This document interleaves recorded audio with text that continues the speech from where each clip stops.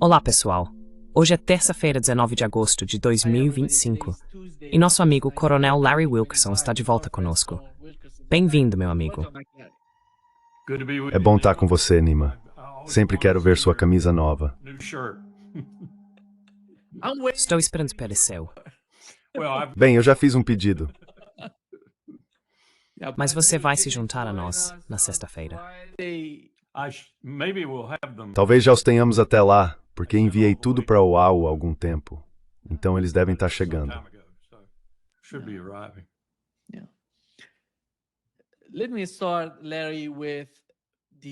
Deixe-me começar, Larry, com a reunião entre Donald Trump e Vladimir Putin.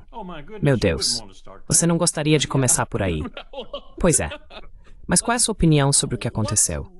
Você se sente positivo em relação ao que aconteceu? Você se sente de alguma forma no meio? Negativo, positivo, no meio? Porque se você olhar pelo lado russo, é positivo. Do lado dos Estados Unidos, grande parte da mídia tradicional está simplesmente destruindo Donald Trump. Eu não sei por que eles estão fazendo isso. E o próprio Donald Trump, ao que parece, está de certa forma positivo. Qual é a sua opinião sobre o que aconteceu?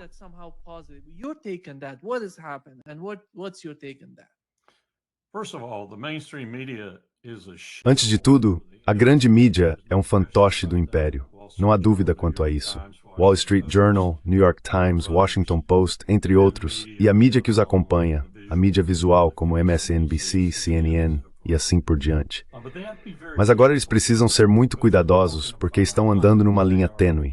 Normalmente eles são fantoches por excelência quando os democratas estão no poder, porque a maior parte de sua liderança tem uma predisposição por pessoas como Chuck Schumer e outros como Nancy Pelosi, Hillary Clinton e assim por diante. Eles estão meio que num dilema agora sobre como reportar.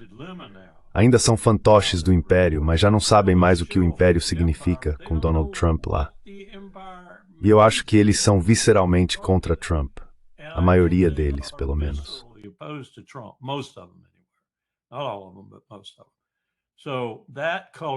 Nem todos, mas a maioria. Isso influencia tudo, especialmente para alguém como você, que observa o império de fora. Esta reunião, acho que de vez em quando dou uma olhada no New York Times. Vejo a versão online em particular porque ela chega no meu celular todo dia, normalmente só deleto. Mas esta manhã, vi uma frase que se desenvolveu bem, então ali. E ela resumiu tudo de fato.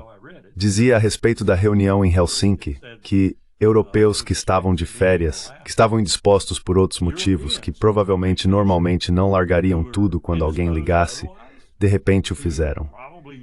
E por que fizeram isso? Porque aqui vem a verdadeira joia, porque sabiam que a última pessoa a falar com Trump geralmente era quem o influenciava.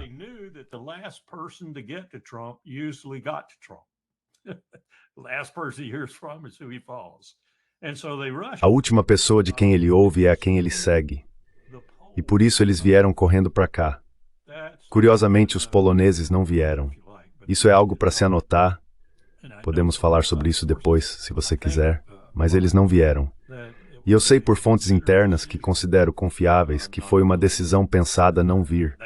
Isso diz algo sobre um dos países mais importantes nessa questão da Ucrânia, caso ela venha a ser resolvida no fim das contas.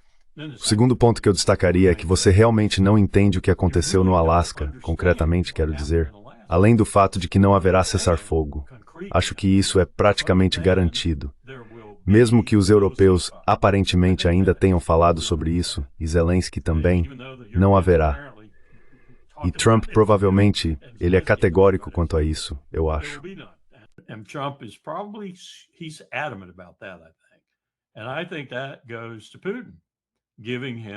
E eu acho que isso se refere ao Putin, dando a ele basicamente uma compreensão de por que um país em uma guerra que custou tanto sangue e recursos, que está vencendo, e vencendo de forma retumbante, não quer um cessar-fogo. E por que aquele que está perdendo, e perdendo muito feio, quer um cessar-fogo.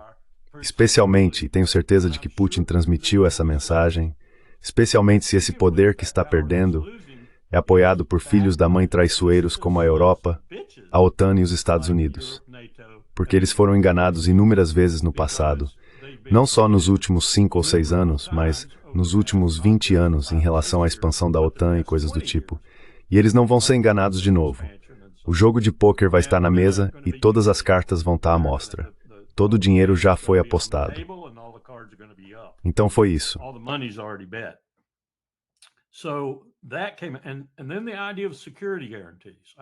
E então a ideia de garantias de segurança. Acho que obtivemos um pouco disso em ambas as reuniões, dos europeus, de Zelensky e do Alasca. Tivemos um pouco de entendimento sobre o que garantias de segurança podem significar. Aparentemente, Putin disse algo sobre estar disposto a aceitar certas garantias de segurança. Se isso for verdade e confiável, eu sei do que ele está falando, eu acho. Ele está falando de garantias que não venham de potências da OTAN, nem de potências ocidentais. Digamos, por exemplo, forças indianas. Digamos, por exemplo, forças chinesas, que eventualmente poderiam ser comissionadas pelas Nações Unidas, eu suponho, para patrulhar uma linha que possa ser estabelecida. Não chame de DMZ, mas sim de uma zona de amortecimento entre as duas partes.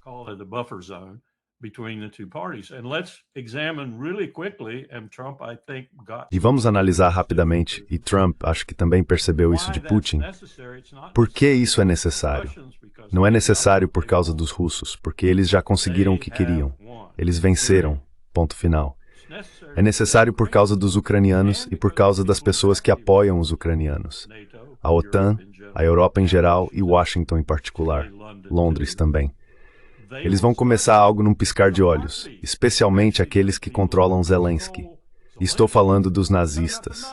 Estou falando dos verdadeiros nazistas que controlam Zelensky dentro de Kiev. Eles vão começar algo imediatamente. E a Rússia só terá problemas desse tipo pelo resto da eternidade, se isso continuar por tanto tempo.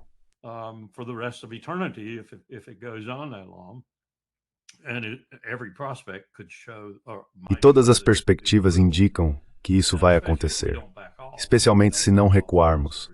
Se não recuarmos no Azerbaijão, na Geórgia e em outros lugares, isso vai continuar, vai ferver, esfriar e voltar a ferver, repetidamente. Então eu entendo porque o Putin diria o que disse supostamente sobre garantias de segurança, mas elas precisam ser um tipo especial de garantia de segurança. Nada de OTAN, nenhuma força ocidental, nada disso. E eu entendo até mesmo a questão das trocas, porque quando tudo isso terminar e chegarmos ao ponto de um acordo de paz e de uma zona de amortecimento sendo criada, o Putin vai acabar controlando muito território que talvez nem queira. Então vai haver algumas trocas.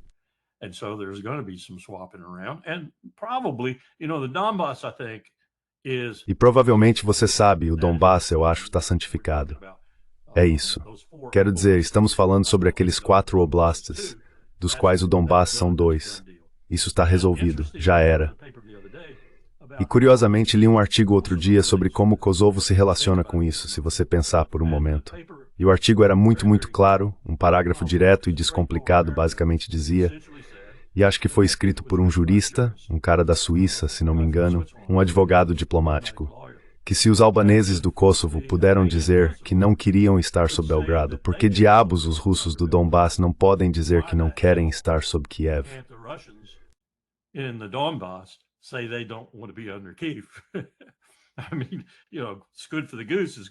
Quero dizer, você sabe, o que é bom para um, é bom para o outro. E claro, isso tem sido uma pedra no sapato do Putin desde que ele assumiu e nós declaramos a independência do Kosovo. E o Putin não gostou disso. Quero dizer, ele nunca reconheceu o Kosovo. Então, muita coisa saiu do Alasca que pode dar um pouco de esperança, ainda que mínima. E depois tem a reunião na Casa Branca com Zelensky e os europeus, que diminui essa esperança. E ainda tem a natureza volúvel e vazia de Donald J. Trump. E você fica se perguntando o que ele vai dizer amanhã ou o que ele vai fazer amanhã.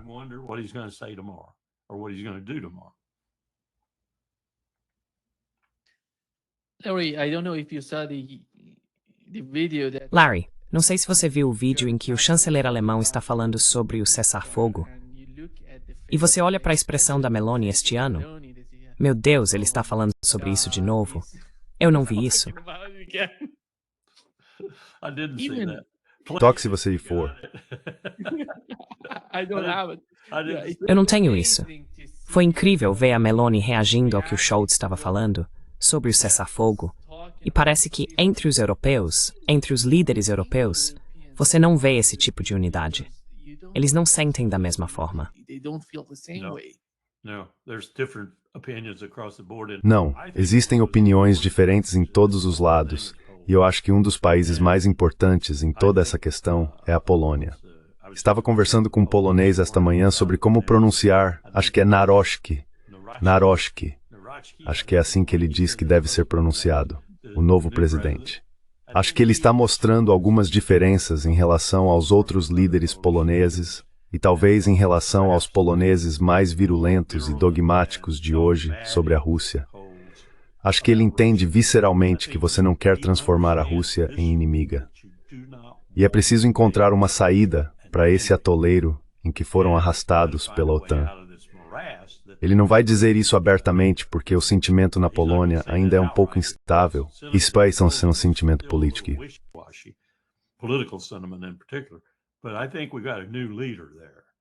Mas eu acho que agora temos uma nova liderança lá.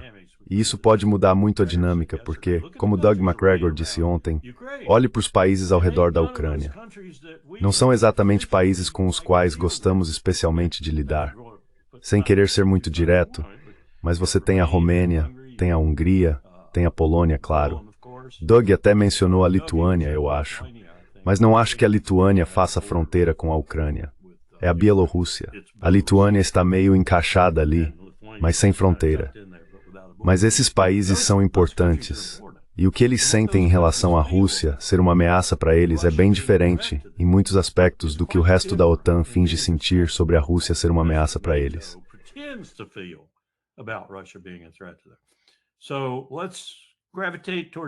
Então vamos nos aproximar um pouco deles e ver o que está acontecendo lá e como eles podem ajudar com o que eventualmente teremos que fazer. Eles estão na linha de frente, por assim dizer. Pode até haver um pequeno estado remanescente da Ucrânia entre eles e a Rússia agora, mas eles estão na linha de frente. E se considerarmos Belarus, eles estão realmente na linha de frente. Então vamos ouvir o que eles têm a dizer. E eu acho que o que eles têm a dizer, cada vez mais, eles havam isso, you're alarming odds, your things for pretty.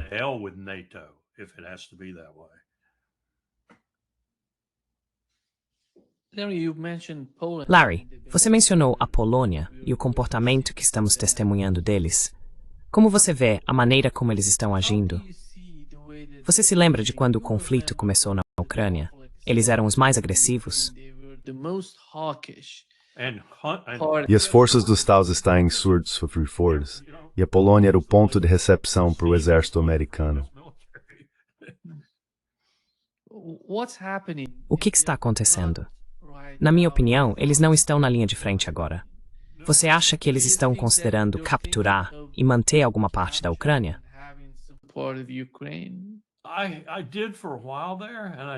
Eu pensei assim por um tempo, e nunca descarto que isso seja verdade para um certo segmento do povo polonês e da estrutura política. Mas acho que neste momento, a mudança substancial de pensamento, por assim dizer, é sobre não transformar a Rússia em inimiga. E certamente não fazer da Rússia uma inimiga para tentar melhorar o relacionamento com a UE, que é um pouco instável, especialmente com pessoas como a von der Leyen lá dentro.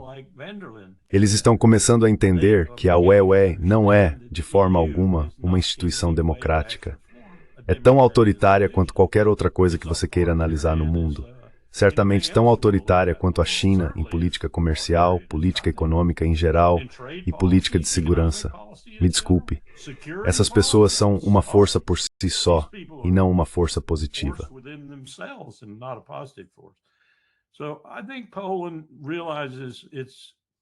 Então acho que a Polônia reconhece sua história, por assim dizer. E parte dessa história é interpretada pela direita, digamos como sendo indicativa de temos que enfrentar Moscou a qualquer custo, senão eles vão nos invadir e nos arruinar de novo, e por aí vai.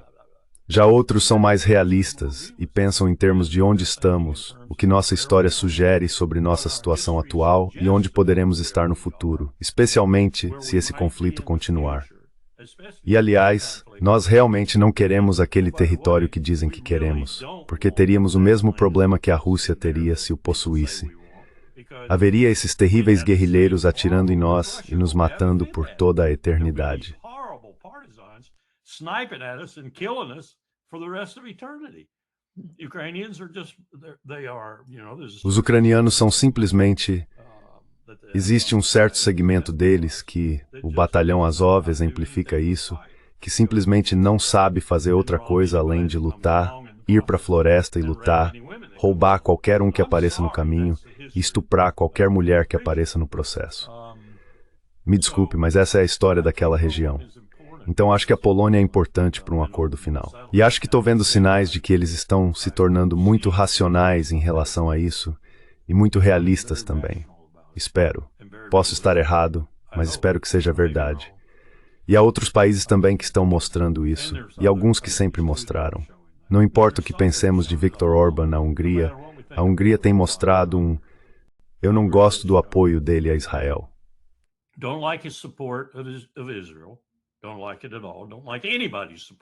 Não gosto nem um pouco. Não gosto do apoio de ninguém a Israel.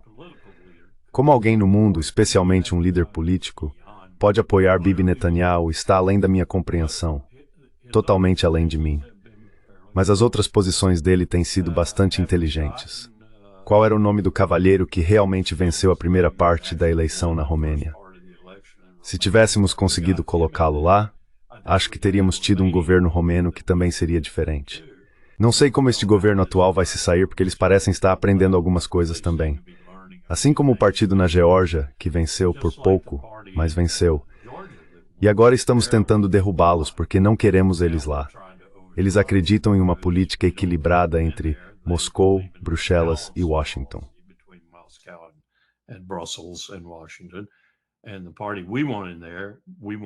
E o partido que queremos lá, queremos acreditar que vai desafiar a Rússia. Devemos ser capazes de ver o que isso nos trouxe antes. E mais importante ainda, o que trouxe aos georgianos antes. Eles perderam a Ossétia do Sul e a Abkhazia, na prática. Então é preciso acalmar um pouco as coisas. E principalmente é preciso acalmar porque, e acho que falaram sobre isso no Alasca, espero que sim, não consigo acreditar que Putin não tenha falado sobre isso. É preciso acalmar um pouco para que possamos lidar com um desafio maior, que são as armas nucleares e uma nova arquitetura de segurança para aquela região do mundo, que com sorte incluiria a Rússia. Embora eu ache que vai demorar um pouco para isso acontecer.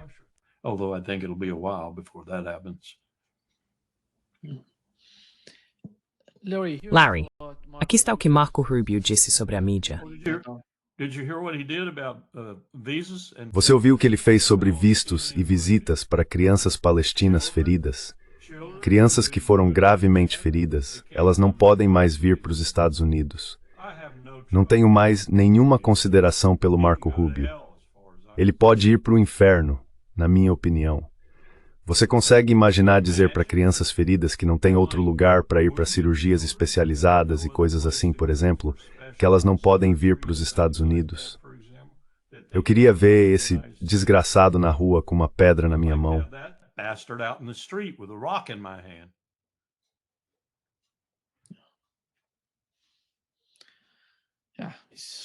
Desculpe, eu só precisava desabafar. Comecei a aprender sobre isso. Eu não sabia sobre isso antes.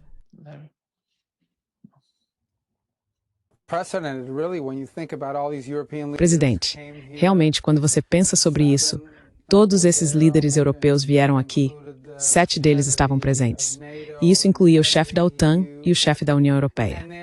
E todos disseram a mesma coisa, que é que após 3 anos de impasse, sem negociações e sem mudança nas circunstâncias, esta é a primeira vez em que parece haver algum movimento. Agora veja, esta é uma guerra complicada. Não há dúvida sobre isso. Quero dizer, isso já dura 3 anos e meio. Muitas pessoas morreram. Muito território mudou de mãos várias vezes. Então não é algo fácil de resolver.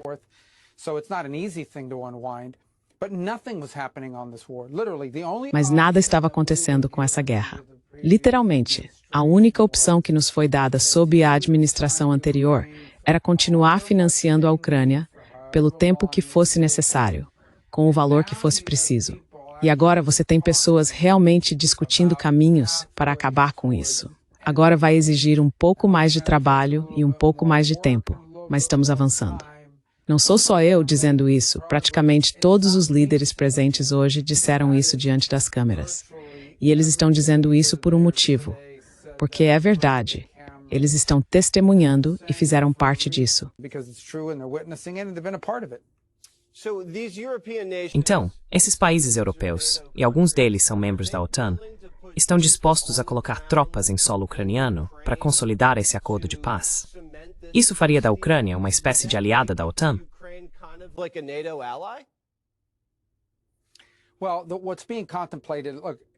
Bem, o que está sendo considerado, veja, qualquer país soberano no mundo tem o direito de firmar alianças de segurança com outros países, não é só a OTAN. Temos essas alianças com a Coreia do Sul, temos com o Japão e outros países também têm entre si. E, portanto, acho que todos reconheceriam, inclusive, aliás, pela primeira vez o lado russo, sob uma certa pressão ou sugestão do presidente Trump, que, de fato, uma Ucrânia pós-conflito tem o direito de firmar um acordo de segurança com outros países. E vamos trabalhar com nossos aliados europeus e também com países não europeus, aliás, para construir essa garantia de segurança. Estamos trabalhando nisso agora. Continuaremos trabalhando nisso.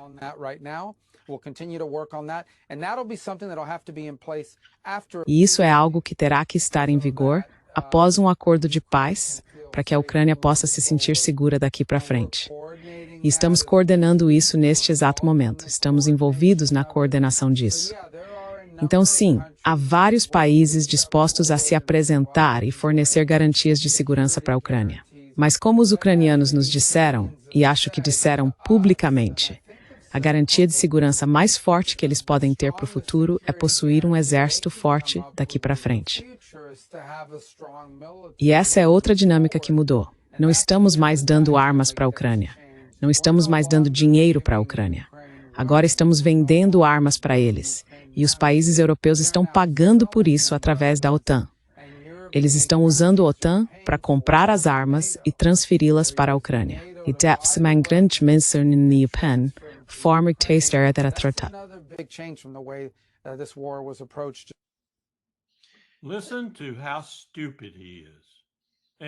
Ouça como ele é estúpido. E eu não disse imprudente. Imprudente significa que ele pode ter alguma inteligência. Ele só está usando mal. Eu disse estúpido. Isso significa que ele pode ter alguma sabedoria, mas está usando para os propósitos absolutamente errados. E eu nem acho que ele tenha isso. Eu realmente acho que ele é, posso dizer, burro. Nunca pensei que diria isso. Eu detesto o Marco Rubio visceralmente, sempre detestei. Mas como o Ricardo Alicante disse, ele é cubano, afinal de contas. Mas isso foi realmente estúpido. Anotei 3 coisas que ele disse. Complicado? Complicado? Você é estúpido até não poder mais, Sr. Rubio. Isso não é nada complicado. O Putin tem descomplicado isso para você há 2, 3 anos, desde que você estragou Istambul com o Boris Johnson. Ele tem descomplicado isso para você.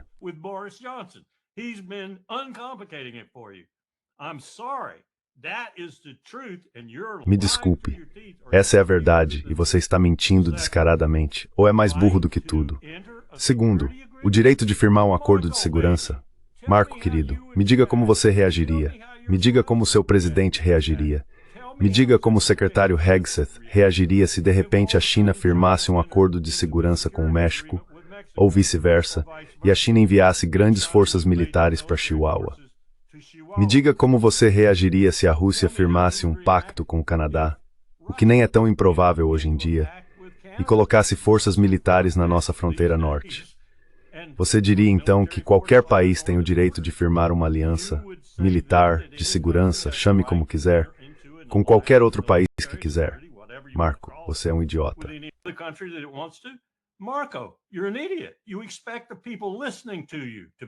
Você espera que as pessoas que te ouvem sejam idiotas. E por fim, garantias de segurança e um exército forte. Marco, você não ouviu o que aconteceu no Alasca. Seu presidente não te informou direito.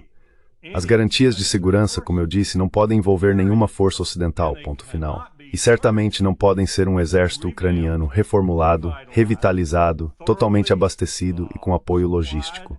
Simplesmente não pode ser assim, porque tudo que Putin vai enxergar nisso é outro adiamento, outro Minsk, mais 3 anos, 4 anos, e a Ucrânia estará de volta ao campo de batalha. E os Estados Unidos terão ampliado seu repertório, assim como a Europa, e todos estarão de volta ao mesmo ponto. Me desculpe, Rubio, você é um idiota.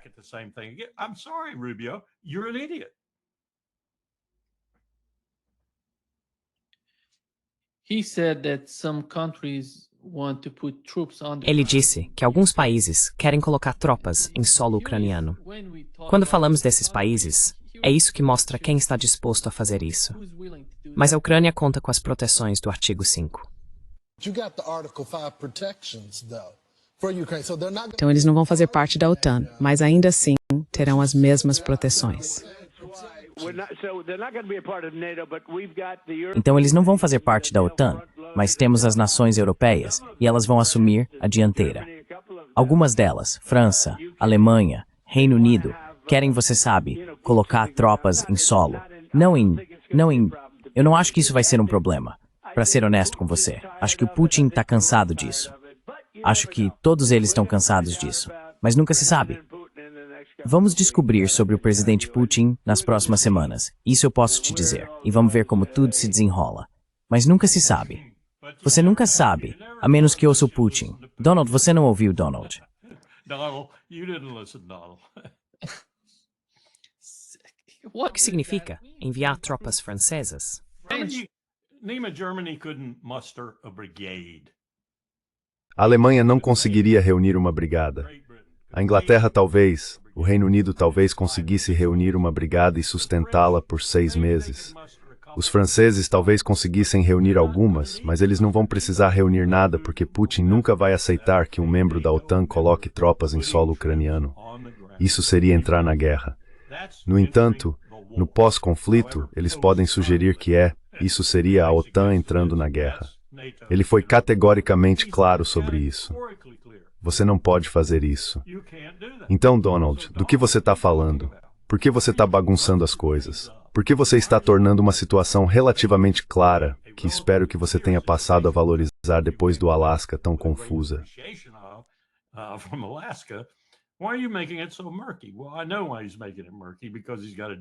Bem, eu sei porque ele está deixando as coisas nebulosas, porque ele precisa lidar com todas essas pessoas desagradáveis ao redor dele. Mas não torne as coisas nebulosas de um jeito que depois seja extremamente difícil de voltar atrás, porque você não vai conseguir nada do Putin que ele já não tenha declarado que vai te dar. E essa é a realidade. Mas veja como isso é estúpido de verdade. A OTAN está desmoronando. Não há dúvida quanto a isso. Está colapsando. Está colapsando por causa da própria estupidez. As pessoas nos países da OTAN vão votar em algum momento nos próximos 6 a 18 meses, talvez 24 no caso de alguns países, e vão tirar os governos atuais do poder.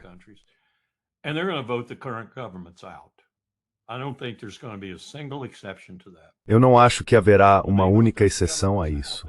Quando eles tirarem esses governos do poder, em parte será porque eles fizeram uma bagunça tão grande com essa situação. Então, onde a Europa vai estar? Essa é uma grande questão na minha cabeça. Vai haver alguma possibilidade de preservar a Europa, o que eu chamo de elo transatlântico, ou seja, algum tipo de relação decente de segurança entre Washington e a Europa? Porque não vai haver mais OTAN. Não vai haver mais OTAN. Eu não sei como ele pretende lidar com isso, o Trump, quero dizer, porque não vejo nenhuma evidência de que ele ou as pessoas dele tenham qualquer tipo de estratégia de longo prazo sobre isso.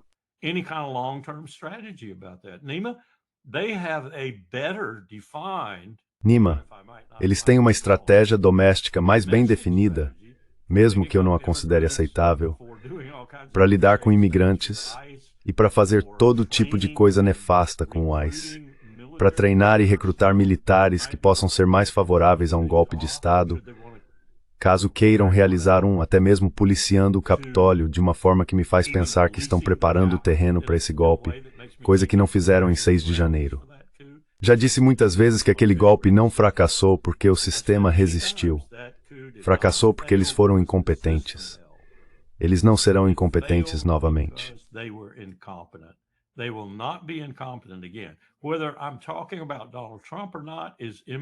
Se estou falando sobre Donald Trump ou não, isso é irrelevante. Existem pessoas ao redor dele, em posições de poder, que estão preparando o terreno para esse tipo de empreendimento. Então ele tem uma estratégia melhor. Ele tem planos mais abrangentes que, para mim, já estão em andamento para a situação doméstica do que para o exterior. E no exterior, relações internacionais, chame como quiser, segurança nacional. Isso vai ser o calcanhar de Aquiles dele antes que tudo acabe. Ele não só não vai ganhar o Prêmio Nobel da Paz, a menos que seja por desastre. Ele pode muito bem ganhar um por desastre. Isso está fora de questão, porque esse homem vai ter iniciado uma confusão internacional que ninguém conseguirá resolver na próxima década, ou algo assim.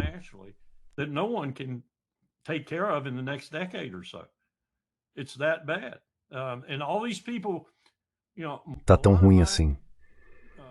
E todas essas pessoas, muitos dos meus colegas, muitos dos meus companheiros em lugares como a Eisenhower Media Network, Veteran Intelligence Professionals for Sanity e outras organizações semelhantes, estão desesperadamente tentando se agarrar ao Trump, tentando desesperadamente dizer que ele é um pacificador, que ele é contra a guerra, que tudo que estamos vendo é confusão, porque é isso que ele quer, até que possa moldar o mundo do jeito que deseja. Se eles estiverem realmente desanimados naquele dia, vão dizer que ele fará isso pelo Prêmio Nobel da Paz, se não for por outro motivo, porque é isso que ele quer.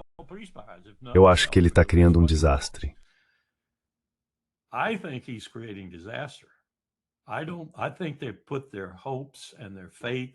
Acho que eles depositaram suas esperanças e sua fé em uma quimera. Acho que ele está criando um desastre. E acho que vamos ver isso. Acho que vamos ver isso economicamente e internamente. E acho que vamos ver isso internacionalmente. E nada me dá uma prova mais vívida disso do que sua abordagem diametralmente oposta. Se você está falando sobre a Ucrânia como a principal abordagem e Gaza, isso me mostra do que Donald Trump realmente se trata. E isso é inconcebível. É desprezível. Está colocando o mundo contra os Estados Unidos. Está criando uma grande distância entre nós e qualquer tipo de ressurreição do império, por assim dizer, dando mais credibilidade, mais munição, mais substância a tudo que a oposição defende.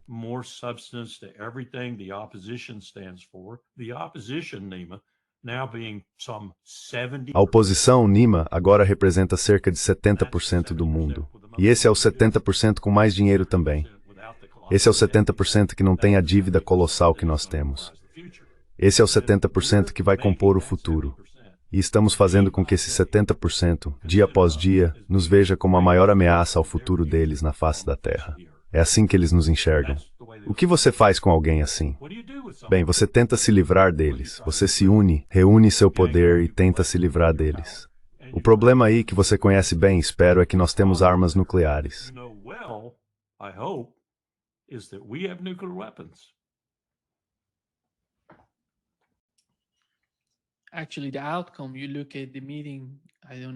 Na verdade, se você olhar para o resultado, não sei se você viu o relatório sobre a reunião entre o ministro das Relações Exteriores da China e da Índia. Donald Trump está aproximando esses dois países como nunca antes. Nunca vimos isso antes. O relacionamento deles está atingindo um novo patamar. Porque a Índia, afinal de contas, já enfrentou tarifas e pressão sobre a Rússia, eles aprenderam que podem ser sacrificados. A música os indianos é enorme.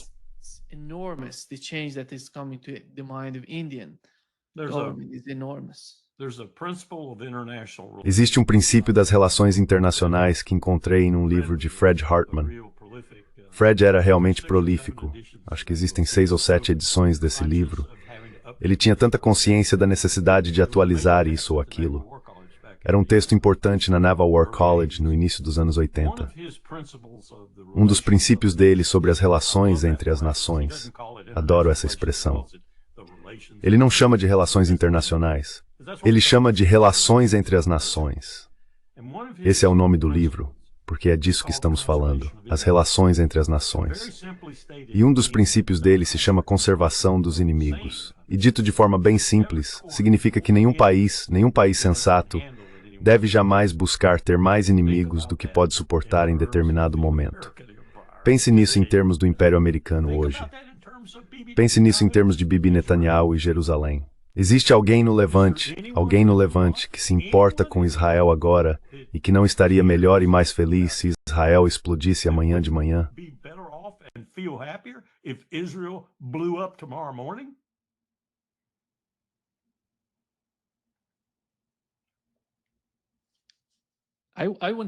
Quero falar sobre Israel, mas antes de chegar lá, Larry, aqui está o que Macron disse sobre a reunião que teve com Donald Trump.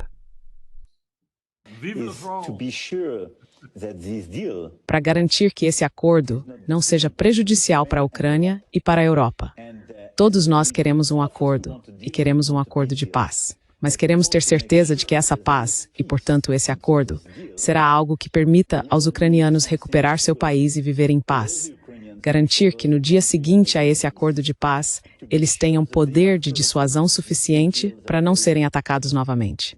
E garantir para os europeus que viverão em paz e segurança. Então, essa é a natureza da paz, que agora será o centro do nosso trabalho. Mas acho que isso é uma ótima notícia. E, de fato, seu presidente está muito confiante em sua capacidade de fechar esse acordo com o presidente Putin. E isso é ótimo. Não vejo Vladimir Putin concordando com algo assim. Macron acabou de dizer, você está absolutamente certo. Acho que ele aprendeu uma palavra nova, acordo. Ele não está falando sobre diplomacia, segurança nacional ou qualquer outra coisa, apenas acordo. Ele aprendeu assim como todos eles correram para Washington imediatamente. Todos agora sabem. Você tem que beijar a mão dele, tem que se curvar e bajular. Até o Zelensky trocou de roupa. Então, sim, comentários malucos, de verdade. Quero dizer, espero que ele não esteja falando sério em nenhum deles, porque simplesmente não fazem sentido. A Ucrânia restaurada a qualquer tipo de poder militar continua sendo uma ameaça para a Rússia. A Ucrânia, com qualquer tipo de presença significativa da OTAN ao seu redor, é uma ameaça para a Rússia.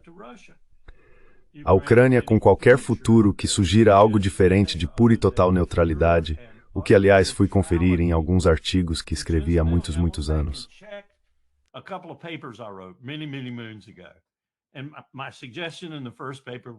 E minha sugestão no primeiro artigo foi, usei essa expressão, uma neutralidade estudada, com a qual quis dizer uma neutralidade muito cuidadosamente moldada, formada, buscada, educada e sensata, que seria o único futuro para a Ucrânia.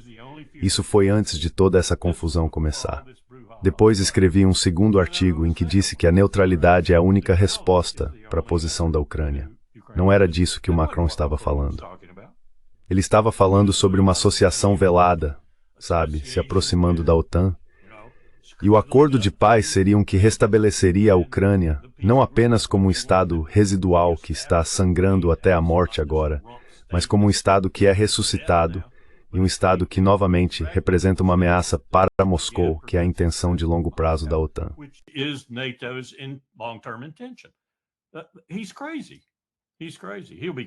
Ele é louco. Ele é louco. Ele vai cair. Ele vai cair. Macron é um homem morto andando. Merritt é um homem morto andando. Macron é um homem morto andando.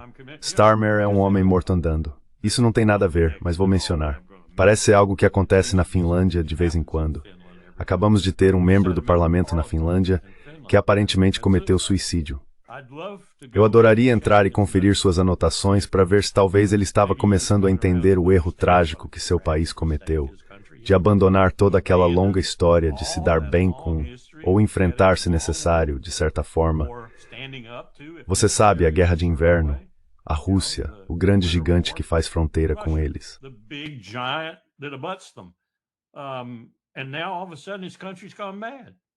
E agora, de repente, este país enlouqueceu. Eu também poderia cometer suicídio se estivesse vivendo nesse tipo de situação, tendo que lidar com aqueles parlamentares todos os dias que fizeram isso, todos comprados e pagos pela CIA através da democracia instrumentalizada, ONGs instrumentalizadas, órgãos públicos instrumentalizados, tudo que pudéssemos instrumentalizar para mudar os governos na Europa, para serem favoráveis à adesão à OTAN. E isso foi consolidado ao fazer a Rússia, depois que a operação militar especial começou, parecer o grande vilão que garantia que eles estavam certos. Nós fizemos tudo isso. Nós fizemos tudo isso, Nima. Eu estava lá. know this, Nima. I was there. O engraçado é que a Finlândia tem um primeiro-ministro, não um presidente. Primeiro-ministro da Finlândia, né? Acho que há, se me lembro bem, um presidente, e isso é meio que pro forma, e há um primeiro-ministro, e isso é meio, acredito, posso estar confundindo, mas acho que é isso. Conheci membros das Forças Armadas finlandesas em Liechtenstein por volta de 2010 e fiquei muito impressionado com eles. Eles faziam parte das negociações que estávamos tendo lá. Na época era sobre o Irã, mas os finlandeses jogavam muito acima do seu peso. E todos eles... Havia uma mulher lá, mas a maioria dos militares eram homens. E de várias patentes, tenentes-coronéis, coronéis, generais de brigada. Eles achavam que a política deles era a melhor coisa que já tinha surgido, a política de neutralidade. Um deles tinha até escrito o livro definitivo finlandês sobre a Guerra de Inverno, quando tiveram que sacrificar parte do seu território para alcançar o resultado final. Mas basicamente, pulou frente à União Soviética.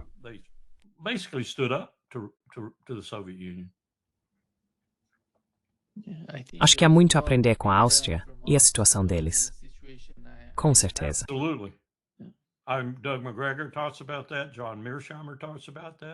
Doug McGregor fala sobre isso. John Mearsheimer fala sobre isso. Eu não sabia o que o Doug mencionou outro dia, que é um ponto muito importante. Os russos deixaram um representante russo na hierarquia austríaca para monitorar a situação. E como o Doug disse, acho que foi o Doug quem disse isso, ele teve uma ótima vida. Morava em Viena em vez de na União Soviética, numa época muito difícil na União Soviética. Mas ele estava lá para garantir que os acordos estabelecidos funcionassem. Isso funcionaria para a Ucrânia? Provavelmente, se alguém desse uma chance. Teria que tirar o Zelensky, mas provavelmente funcionaria.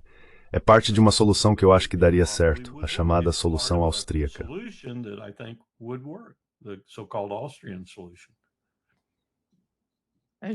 Eu realmente sinto que é muito difícil conseguir realizar qualquer coisa na Ucrânia com Zelensky no poder. Acho que ele tem que sair. Ele tem que sair. Acho que ele tem que sair.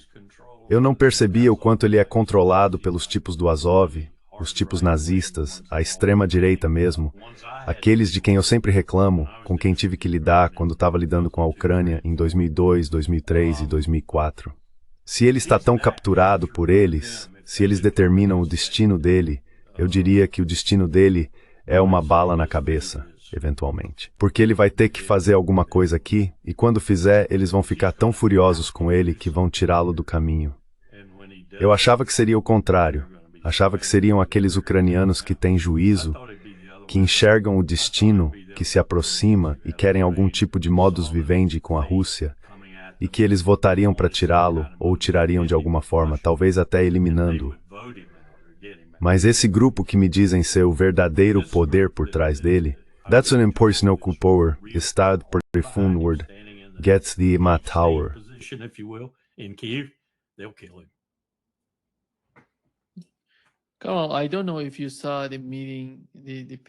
Não sei se você viu as fotos da reunião que Donald Trump teve com os europeus.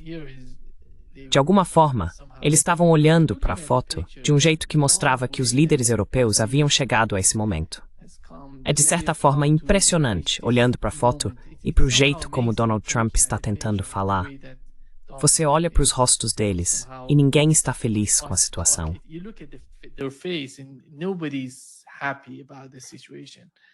Ele é o professor e eles são seus alunos de seminário. É inacreditável. Eu não sei por que a Europa faz isso consigo mesma. Boa pergunta. Boa pergunta. Eu mencionei para o Jamal, acho que foi o Jamal, já fiz tantos agora, Nima, que não consigo acompanhar todos. Estou relendo O Alfaiate do Panamá, do John le Carré. Você conhece esse livro? Estou chegando na parte do meio, onde há uma descrição. Você já ouviu falar? Eu não li. Bem, há uma descrição de um agente britânico do MI6 sendo contratado no início pelo MI6. O cara está dizendo para ele que já passou pelo treinamento. já fez todo o treinamento e agora está recebendo uma espécie de instrução, de doutrinação. E eles chamam um cara especial para fazer isso.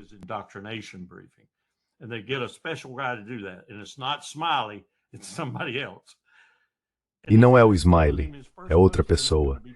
E esse cara está dizendo a ele que seu primeiro posto será no Panamá. E Osnard olha para o cara e diz, Panamá, por que estou indo? Eu sei que falo espanhol fluentemente, mas por que estou indo para o Panamá? E esse cara simplesmente lhe dá o motivo de forma brilhante. Ele diz em essência, queria poder lembrar exatamente, mas ele diz em essência, você está indo para o Panamá porque o Panamá, aqueles primos ali, aqueles americanos todos de grande poder e como administrá-lo, eles abriram mão do canal, um dos lugares mais estratégicos do mundo. One of the most strategic places in the world. You're going to Panama to foment the rebellion. Você vai para o Panamá para fomentar a rebelião que vai fazer com que eles tenham que voltar e tomar o controle de novo. Essa é uma descrição vívida do Le Carré sobre o que é o M6. E agora a CIA, o Mossad e outros, os americanos estragaram tudo. Vamos consertar. E vamos consertar, você sabe, minando por baixo. Eu li isso e pensei, cara, queria que alguém pudesse simplesmente publicar isso na primeira página, sabe? Do New York Times, Washington Post, seja lá qual for. É assim que a pérfida Albion lida conosco. E a mesma coisa acontecendo hoje, seja falando de Ucrânia, Azerbaijão, Armênia, Geórgia, é a mesma coisa. Esses malditos Mossad, CIA, M6 estão comandando o maldito Ocidente.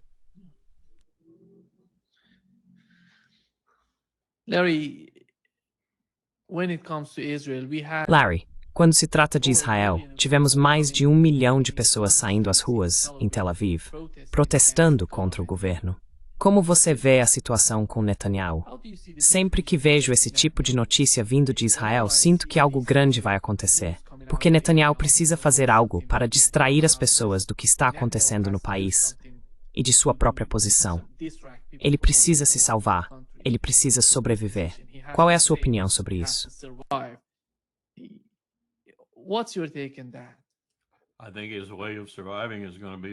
Acho que a maneira dele sobreviver vai ser uma guerra com o Irã. Acho que Trita Parsi está certo. Quase acho que é inevitável. E ele tem o bufão em Washington para apoiar isso. Volto à minha experiência com George W. Bush, que foi tão marcante quanto minha experiência com George W. Bush, porque toda vez que Powell, como presidente, ia a uma reunião do Conselho de Segurança Nacional ou a uma reunião de vice-diretores ou de principais, ou seja lá o que fosse, ele voltava e me fazia um relatório. E eu sentia que nesse sentido, porque achava os relatórios dele muito precisos, vou te dar um exemplo. Uma vez ele voltou e disse, acabamos de evitar uma guerra.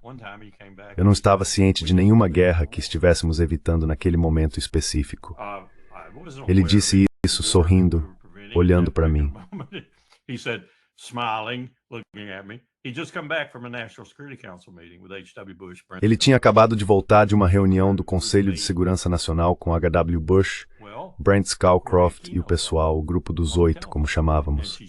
Bem, Corazon Aquino ligou e disse, tem um batalhão prestes a tomar o meu governo. Há algo que você possa fazer? Sim, senhora, senhora presidente.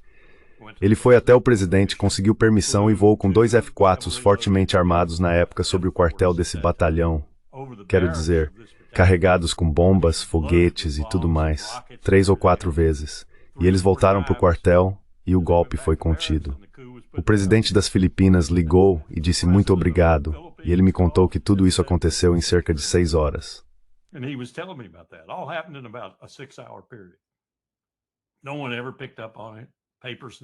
Ninguém nunca percebeu isso.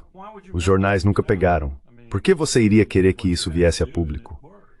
Quero dizer, você fez o que precisava ser feito, funcionou, e você possivelmente salvou o presidente das Filipinas, porque as Filipinas tinham uma tendência de matar as pessoas que queriam perseguir.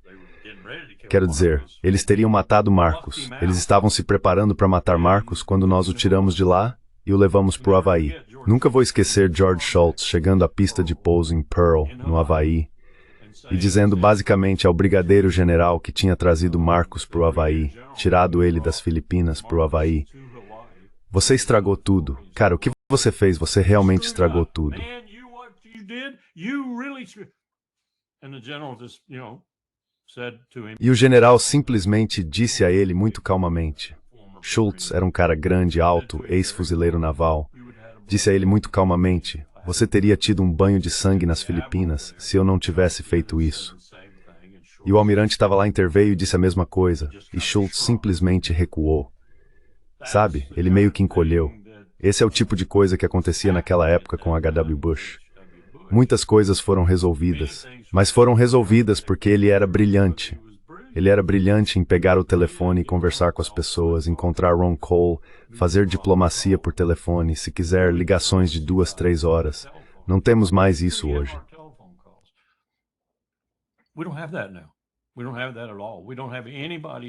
Nós não temos isso de jeito nenhum. Não temos ninguém que saiba fazer diplomacia. Nem Rubio, nem Hegseth, nem Trump, nem Witkoff, nem ninguém na administração, nem Kellogg. Ah, eu adoro ver o Kellogg por lá. Eu não gostava de vê-lo no salão oval, mas ele estava lá atrás de todo mundo.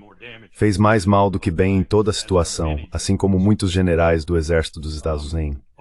Os velhos que já deveriam ter ido embora, com o perdão da palavra. Mas é assim que estamos atuando mal no mundo hoje. Não temos diplomatas. Não temos ninguém que entenda de poder. Ninguém que saiba como exercer poder sem bombas, balas, baionetas e sanções. Without bombs, bullets, bayonets, and sanctions. We just don't. And certainly not our president. Nós simplesmente não temos, e certamente não o nosso presidente. Experiência em negócios imobiliários, isso não é experiência para o que George H.W. Bush fez tão brilhantemente. Agora, muita gente provavelmente vai me dizer depois desse podcast, George H.W. Bush era um cara terrível, blá blá blá. Ok, ele realmente comandou muitas operações nefastas como vice-presidente de Ronald Reagan. Ele fez muitas coisas na comunidade de inteligência porque esteve nela a vida toda. Mas em geral ele deixou o país intacto, o poder intacto e os amigos e aliados intactos. Você pode dizer isso de alguém desde então? Não, não podemos. Simplesmente agindo sem controle no mundo. We're just running wild in the world.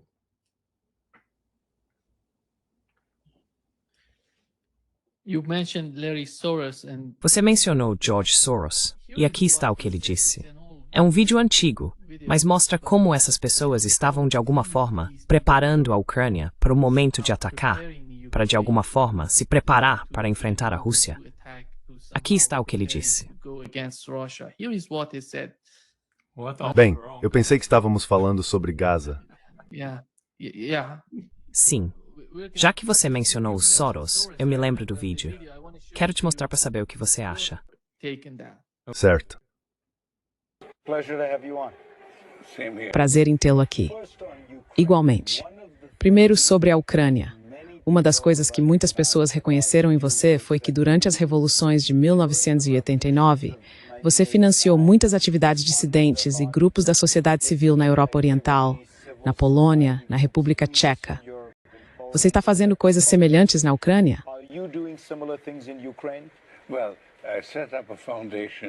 Bem, eu criei uma indústria na Ucrânia antes já de retornar da Rússia. E a fundação tem funcionado desde então, e ela desempenha um papel importante nos eventos atuais. Você acha que a Ucrânia conseguirá afirmar uma espécie de independência em relação à Rússia e uma aproximação com o Ocidente? Não uma aliança específica como a OTAN, mas uma orientação geral em direção ao Ocidente. Ou os russos sempre vão impedi-los? Não. Putin vai tentar desestabilizar a Ucrânia.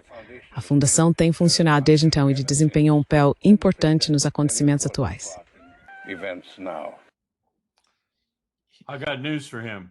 Ukraine destabilized. Tem uma novidade para ele. Quem desestabilizou a Ucrânia foi a própria Ucrânia, não a Rússia.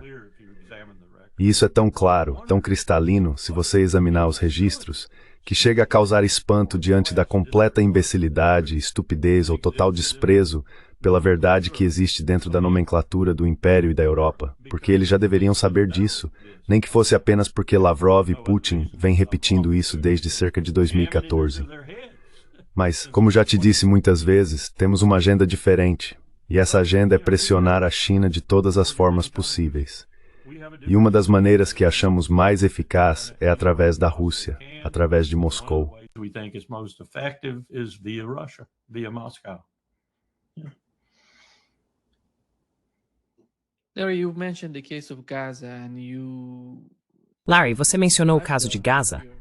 E eu aprendi aqui com você que Marco Rubio está tentando impedir que pessoas de Gaza venham para os Estados Unidos para fazer seu trabalho, suas operações ou algum tipo de cirurgia de que precisam, algo no processo médico que exige que estejam nos Estados Unidos.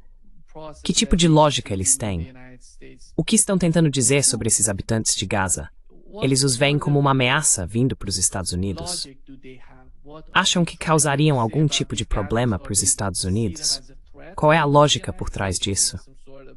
problem for the United States? What's the logic behind it? I'm sure Netanyahu, not Netanyahu, but I'm sure Tenho certeza Netanyahu, não Netanyahu, mas tenho certeza que o Rubio, Netanyahu também, Rubio faria esse tipo de argumento se precisasse. Lembre-se, ele é famoso por usar o argumento da ameaça à segurança nacional. O Coelho Pedro seria uma ameaça se parecesse um terrorista. Mas acho que o verdadeiro motivo é porque eles não querem nenhuma visibilidade da situação real em Gaza e também na Cisjordânia, nos Estados Unidos. Eles estão perdendo a guerra de propaganda. Bibi está perdendo cada vez mais em Israel. Ele já perdeu no Levante mais amplo, mas está começando a perder nos Estados Unidos. E cada ponto percentual que é tirado da vantagem do lobby israelense sobre todos os outros é como uma faca no coração do Bibi. is something that is a knife in Bibi's heart. And so anything, no matter how small, Então, qualquer coisa, não importa o quão pequena, cruel ou horrenda seja, ele está disposto a fazer, e Rubio está disposto a seguir suas ordens, para manter os Estados Unidos fora do cenário. Tem sido horrivelmente bem-sucedido, Nima. Eu vou a cafeterias e converso com as pessoas de maneira informal, e elas não têm a menor ideia do que está acontecendo. Elas dizem coisas como, você viu aquelas imagens que estão saindo de Gaza? Você viu isso ou aquilo? É verdade mesmo? Como assim é verdade mesmo? Meu Deus, isso tem sido mostrado repetidamente, se você quiser ver. Bem, por que você acha que isso está acontecendo? Why do you think it's happening? Well, it's happening partly because you're empowering it. Bem, isso está acontecendo em parte porque vocês estão dando poder a isso. Eles não fazem essa conexão. Mas cada vez mais pessoas estão fazendo essa conexão. Acho que estamos vendo quase uma mudança radical em alguns setores dos Estados Unidos que eu nunca pensei que mudariam. E eu acho que o AIPAC, o lobby judaico, como Mearsheimer e Walsh gostam de chamar, e essa influência que as pessoas acham que é o verdadeiro motivo de fazermos o que fazemos. Na minha visão, somos nós que estamos usando Israel, não Israel nos usando, mas essa conexão que facilita tanto isso está desaparecendo. E a acusação de antissemitismo, e isso não é necessariamente algo positivo.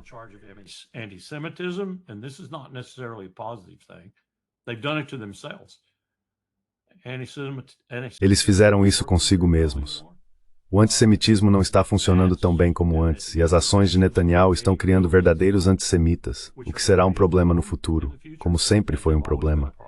É toda uma situação negativa para Israel, mas estamos ajudando a ampliar, prolongar e tentar tornar essa situação negativa ainda mais profunda.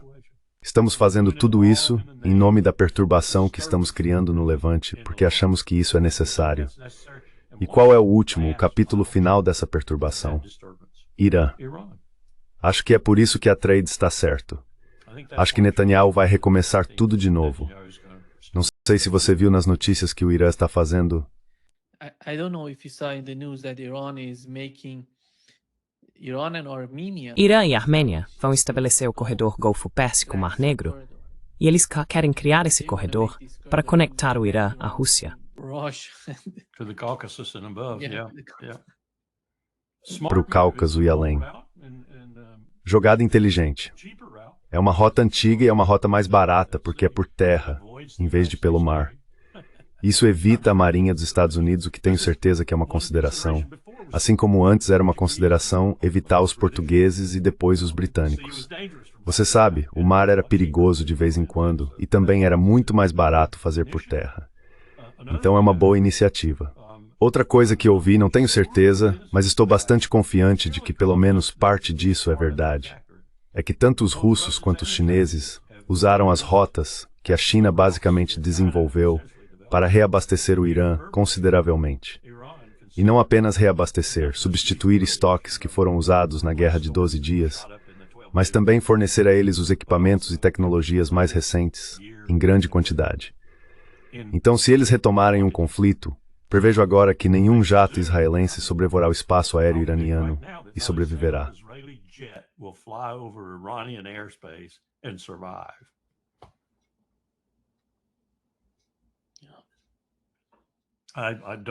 Eu não sei se tudo isso é realmente preciso, mas tenho uma suspeita de que seja. Não estou lá no Irã vendo sistemas S-400 russos sendo descarregados. A única coisa que me vem à cabeça é que, na minha opinião, se Netanyahu decidir atacar o Irã, seria suicídio total para Israel. Não é nada menos do que isso.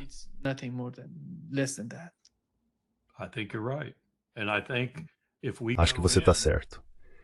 E acho que se entrarmos, mesmo que seja só com poder aéreo, e deixarmos os iranianos tão irritados que eles revidem, e acho que eles revidariam se atacássemos massivamente o Irã com poder aéreo a partir de Al-Udeid, de King Khalid, de porta-aviões e tudo mais, se fizéssemos isso, os deixaríamos tão furiosos que eles revidariam. E estamos relativamente fracos, lá em termos de capacidade de resposta deles. Estaríamos dentro. Estaríamos totalmente envolvidos nessa guerra. E eventualmente teríamos que colocar tropas em solo. Esse seria o fim do Império. Isso seria como Siracusa para Atenas.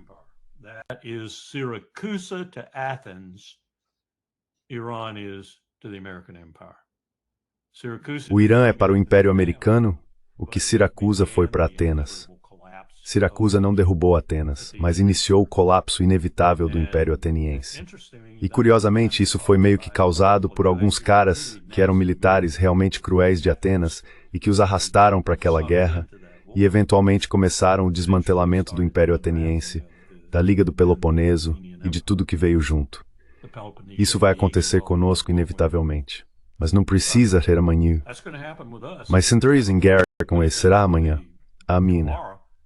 But if we go to war with Iran in a significant way, it'll be tomorrow. O Irã, de certa forma, historicamente tem sido semi-impérios, na minha opinião. Esse é o título do Afeganistão.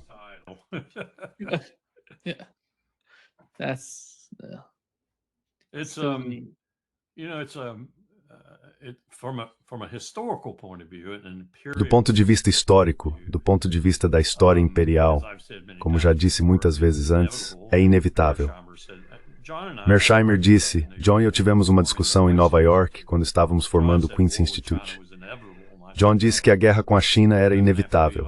E eu disse, não precisa ser assim, a menos que sejamos completamente insensatos e estúpidos. E a tese dele era, minha teoria do realismo diz que poder ascendente, poder em declínio, guerra. E eu disse, isso é frio demais. Isso é frio demais. Talvez John esteja certo. Talvez seja inevitável.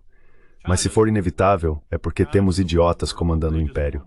A China não quer uma guerra. A China não quer guerra nenhuma. Eles só querem nos superar de todas as outras formas. E estão conseguindo. Muito obrigado. Você viu algumas das estatísticas mais recentes? Isso é realmente impressionante para mim. Acabei de recebê-las ontem. A República Popular da China tem mísseis hipersônicos de uma qualidade que supera até mesmo os russos. Ok. Adeus, porta-aviões. Okay. Goodbye, aircraft carriers.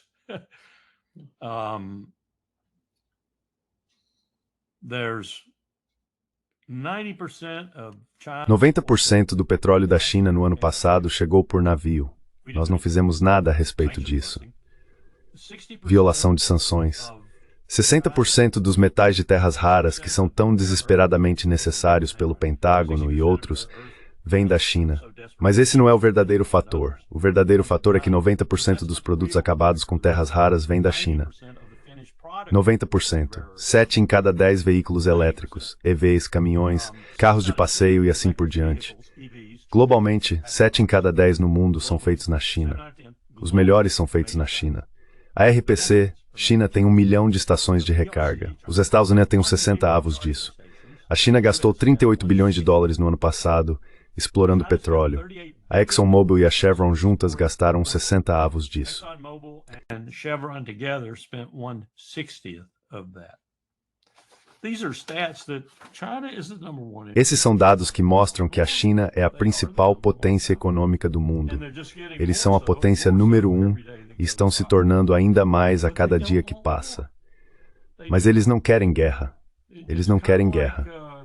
É meio parecido com a situação na Ucrânia, só que isso é um microcosmo. A China não quer guerra porque está vencendo. E se fosse para a guerra, seria prejudicada. Sabe? Seria prejudicada. E nós poderíamos chegar ao uso de armas nucleares, o que seria um grande retrocesso. Então a China tem líderes inteligentes. Eles têm líderes inteligentes.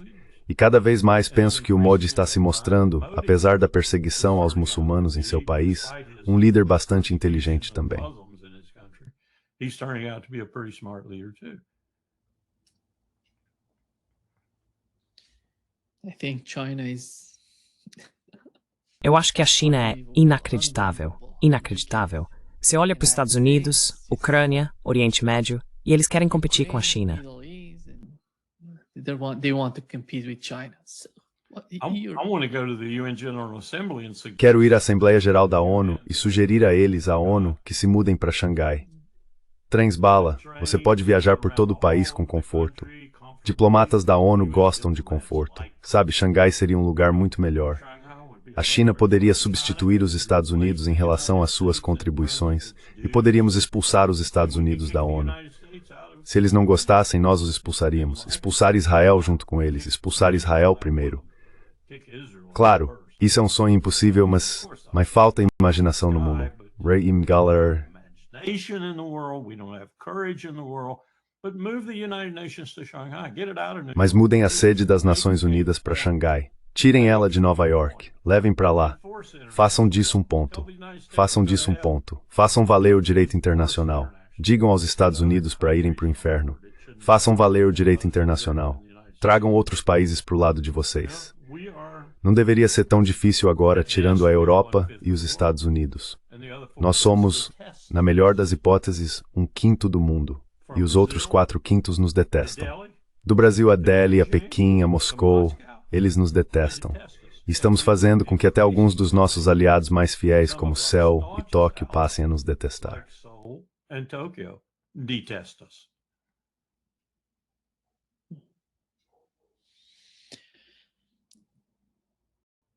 Muito obrigado, Larry, por estar conosco hoje. Mom, the voice of doom. Mãe, a voz do apocalipse. Você é a voz da sanidade. Você vai ter que se mudar. Eu vou descer aí e morar com você no meu último ano. Ontem eu disse para alguém, sabe, eles têm 82 anos. Eu disse, não é simplesmente doloroso ter vivido mais de 80 anos e ver as fúrias destruindo seu país nesses anos finais? E ele disse, com certeza, é sim. Late years. And he said, damn straight it is. Yeah. De qualquer forma, Great. Grande prazer, Larry, como sempre. Take care. se cuida, até logo. Bye-bye. Tchau.